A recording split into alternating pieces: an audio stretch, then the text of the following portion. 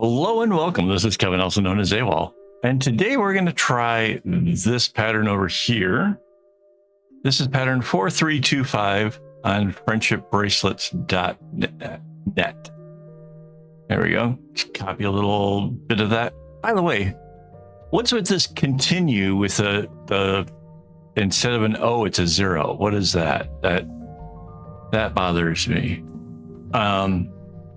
I noticed it when I was setting up for this, and I was just like, that's so weird. All right, let's no, that's scale. This is rotation. Wait, get that. Cancel. Layer transform. We can just rotate 90. Easier that way. There we go. Now we do the enlarge. I got myself distracted, started forgetting what I'm doing here. All right, scale it, and let's move it up towards the top. Now, one of the things I kind of notice is, like, one of these is pretty straight all the way to the end. So let's start that at the top. So I actually already have blue in the paint thing. So let's do that. Down here.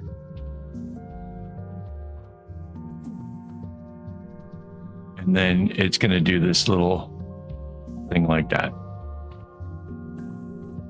Okay, so the next color we'll take from our thing, and it's purple.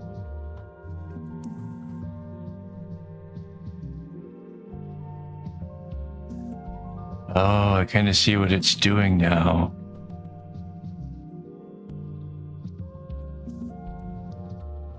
So now the red one doesn't do it. So the red doesn't, the orange does, the yellow does, the green doesn't. So 2 out of the 6 don't make the little bump at the thing. I'm not sure how I feel about that. I wasn't studying the pattern too closely when I picked it out as something to try.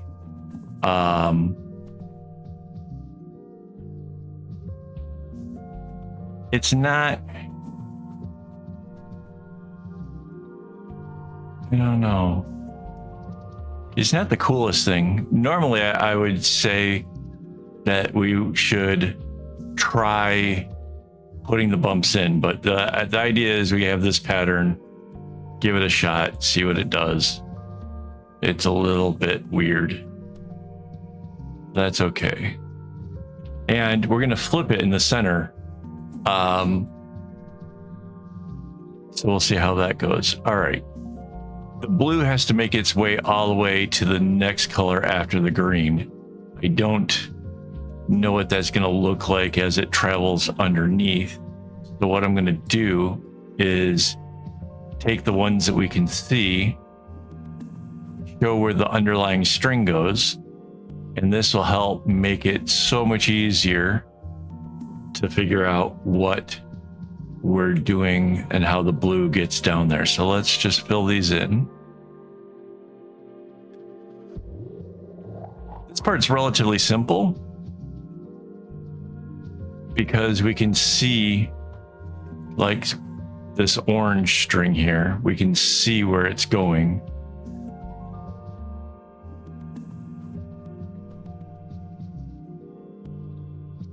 You can see it comes down this way, comes out there. Next is the yellow.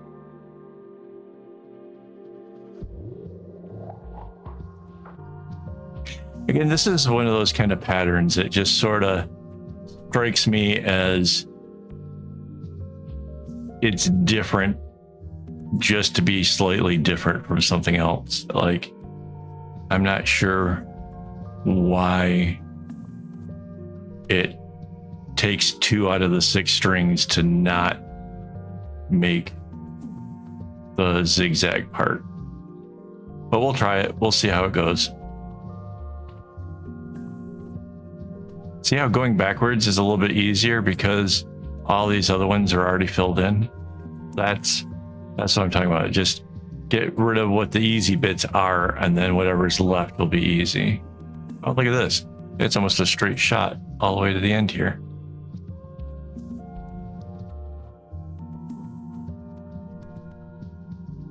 So now the blue is going to come down and do the thing again. Neat. So let's grab the purple. Let's see what it does.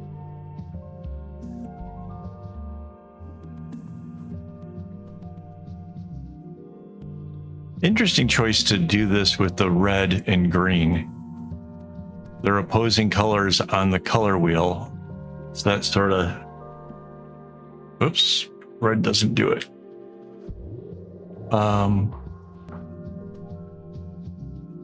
Just makes it sort of interesting, I guess. That's what I'm thinking here.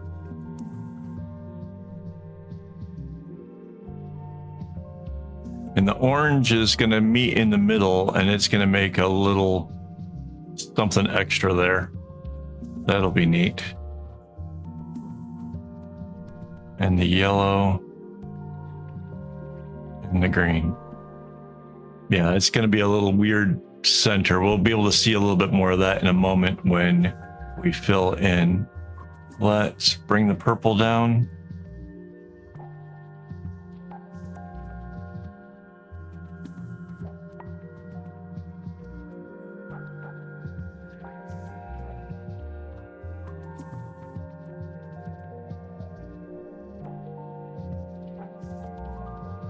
I don't know where that goes. Oh, I guess I can see it. It's going to go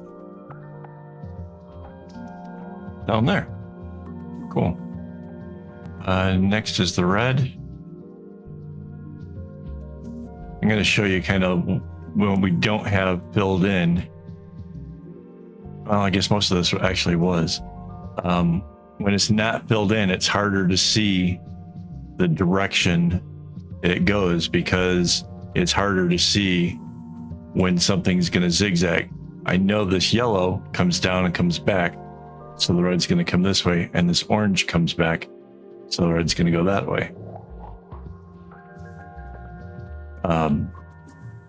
Still not as easy as actually having those actually filled in, so.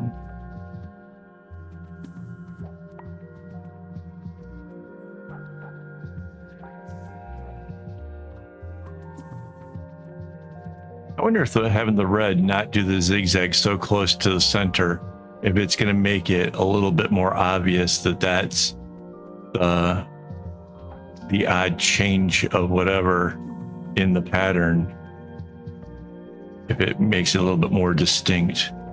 Like the person who's, you know, coming to an art fair or whatever, and they see my stuff set up, if they immediately notice, like, hey, one of these isn't like the rest. Oh wait, two of them aren't like the rest. Like, is that going to be how it works, or do they just not notice it at all and just think it's a bunch of zigzags?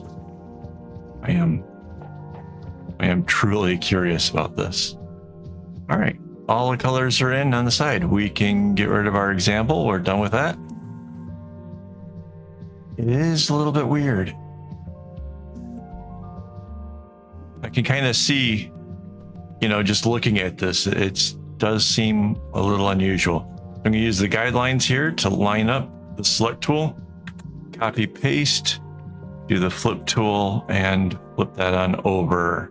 Go to our layer and we anchor it and we merge it down so that way it's all one image. Now I can copy the whole top half. Control C, Control V. Flip tool again. Flip it. Again, we need to anchor it and merge it down. And see how like the orange is going to make like a long line here, yellow coming around it. That's at least interesting. And I kind of like how the red kind of like stops before it, like it gives way in order to make this happen. So it looks very, very deliberate. That's pretty cool. All right, let's slide this over so I can thank my YouTube members for making this possible. Thank you guys very much for everything. I mean that.